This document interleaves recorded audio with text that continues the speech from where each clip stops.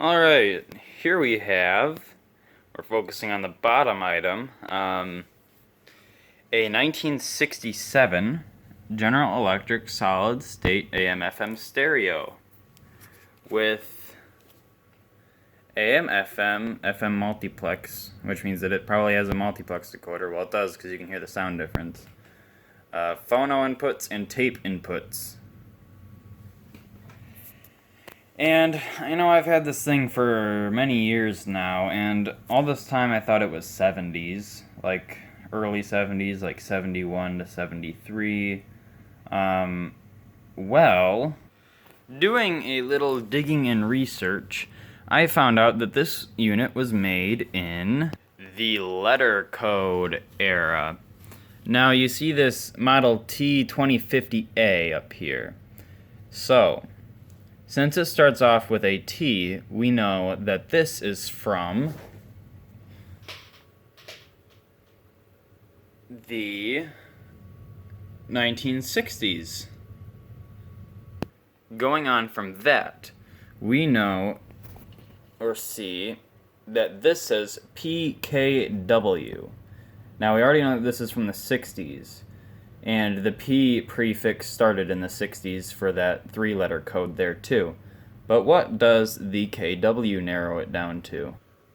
Well, that takes a little bit of a chart. So, if we go to July, because that's where the K's are, and we find KW right there, move that over. July of 1967 is when this is from. Kind of a neat trick, don't you think? Those date codes really aren't too hard to find out once you know what to look for, but I just don't really get why they don't just say manufactured July 1967. It'd just be so much easier. Now, opening up this little back, you can already tell that this is older because it uses a metal chassis.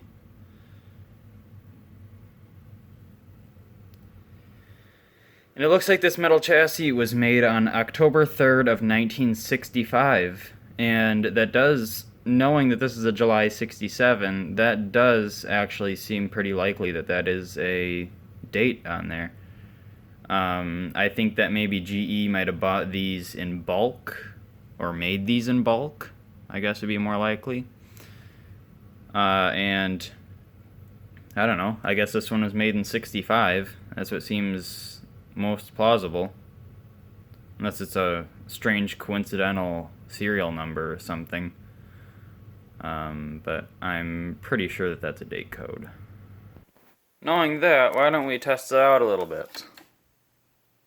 And these really won't do it justice. I plugged headphones into this thing, and even with my cheap headphones that came with my metal detector, this thing sounded like one of those console stereos. I almost wonder if they used a similar chassis, since this thing is pretty, yeah, it's pretty discreet on the inside.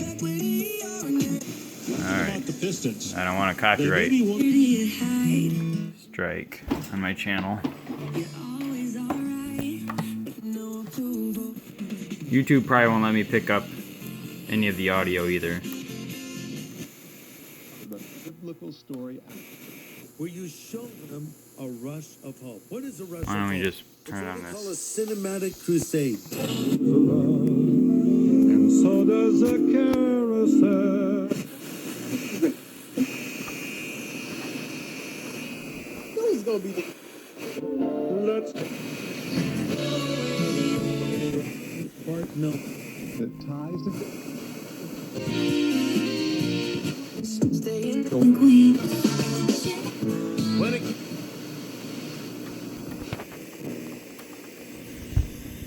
So, knowing that it is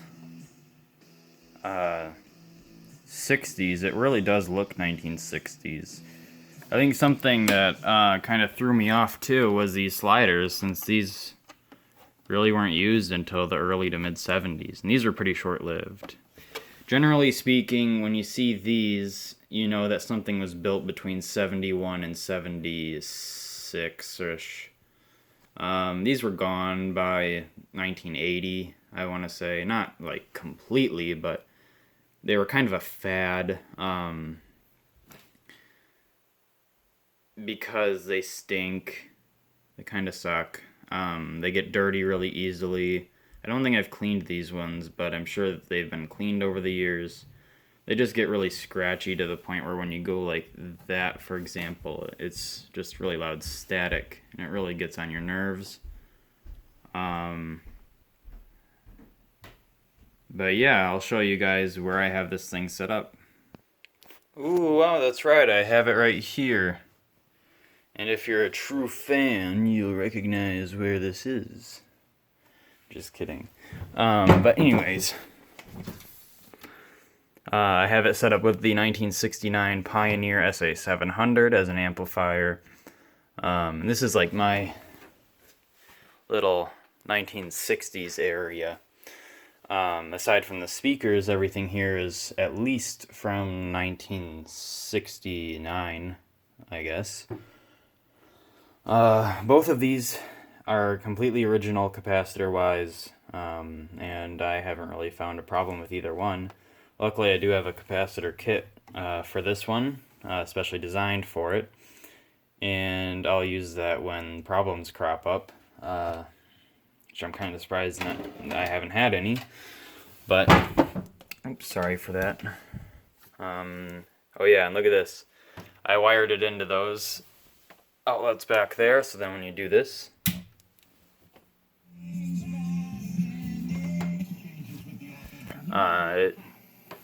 well,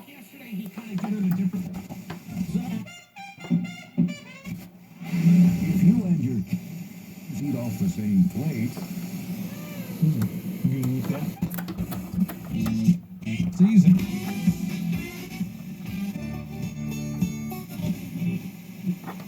Dying to get on stage and it sounds great.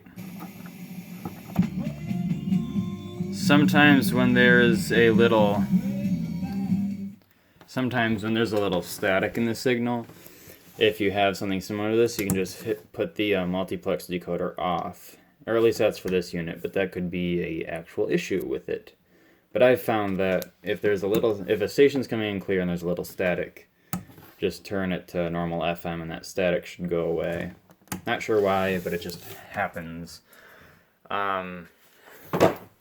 But yeah, this is something that I've been working on down here.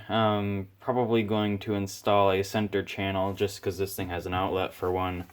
They have something that I think will work pretty well. It's a big, like 1940s 12-inch speaker that was mounted to the wall down here in the basement, that I took off because I wanted to see like what it was and everything. But yeah, that is a little update on this, I guess, July 1967 GE stereo that I've made videos on before. I guess on a side note, a reason why I haven't really been uploading lately is because I don't really have much to upload on. Haven't had much to do down here, to be honest. I haven't made any parts shipments because, well, aside from one tiny 4-cent thing, I don't have anything to order. So it's kind of useless to order something that costs 4 pennies just for one thing. But yeah, things are a little dry down here due to the virus. So I guess I'll end this video by saying stay safe. Hope you had a good holiday, whether it was Christmas or something else. Happy New Year, and thank you for watching.